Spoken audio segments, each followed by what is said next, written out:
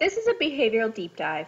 We take one product, website, or service and evaluate it from the perspective of behavioral economics. In this video, we're going to take a look at Treats by CLINKLE and discuss the specific user flow. On the upside, we're going to talk about how Treats creates a fun experience and how it does a good job of triggering actions. Let's start with fun. Besides the obvious element of playing in a lottery, Treats also incorporates many other elements of fun. The sounds are awesome, and they're well timed as they definitely make you notice that something just happened, so you open the app to see what you got or what to do next.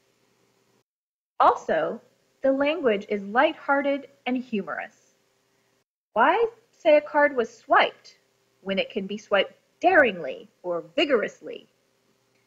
Finally, there are small details that keep the experience fun. For example, as the amount of your available funds changes, the bill that's used to represent it changes as well. Next, another thing that Treats does well, at least part of the time, is that it prompts certain actions.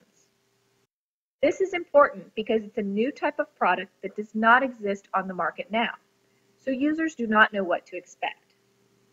Anytime a user does not know what to do next or feels stuck is a chance to lose them entirely. So Treats often does a good job explaining this visually, whether showing an image to swipe right, sending a notification that I can now send a treat to a friend, or prompting me to thank my friend after receiving a treat from them. On that same note, it also asked me how much I wanted to set up in a weekly automatic transfer from my bank to my Treats account. Very nice. Ask me once and reap the benefits over the long run. So overall, there are a lot of good prompts. The challenge goes back to the fact that this is a new product, and as a new user, I don't know what to expect. The biggest opportunity here is to make it much clearer when a user wins. This is central to Treats' model, yet it is not entirely clear at the moment of opening the treat whether I won or what I won. Winning is great. We love winning. The other opportunity for clarification is around something called boost. There's an option for other people to boost your treats so that it takes you fewer swipes to have to open it.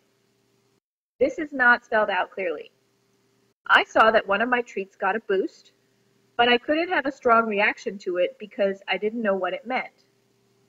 This is a missed opportunity for creating happiness.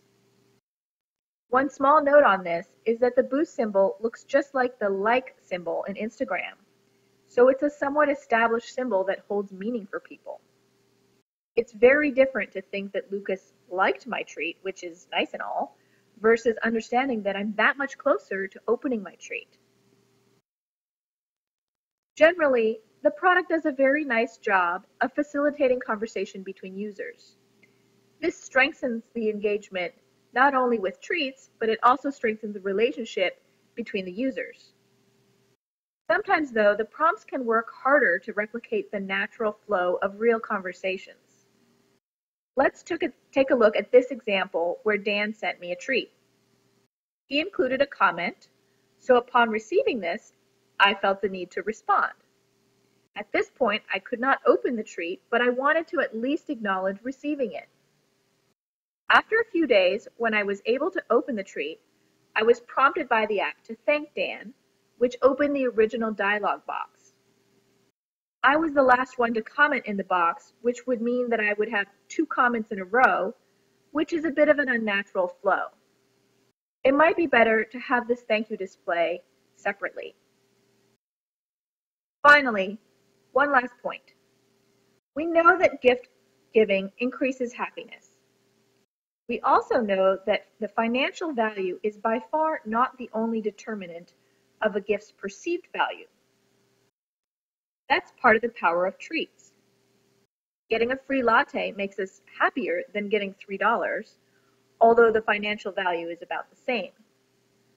So similarly, it would be ideal if treats were applied for only certain types of purchases, ones that were more associated with fun or pleasure. In my case, I went to a work meeting and had to pay for parking, and then later went to Starbucks. I got the treat for the parking, which ended up being free. Dan probably would have preferred giving me a free Starbucks instead of free parking, and I probably would have preferred receiving it.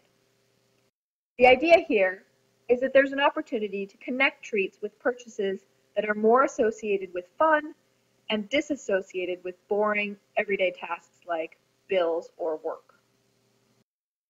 In summary, Treats by CLINKLE does a good job creating a fun experience. It creates some prompts that guide the user through the process and trigger desired behaviors. In terms of opportunity, some of the great behavioral components may be lost on some users because they are not fully clarified to them. If these details were clarified and emphasized more, treats would indeed be highly addicting.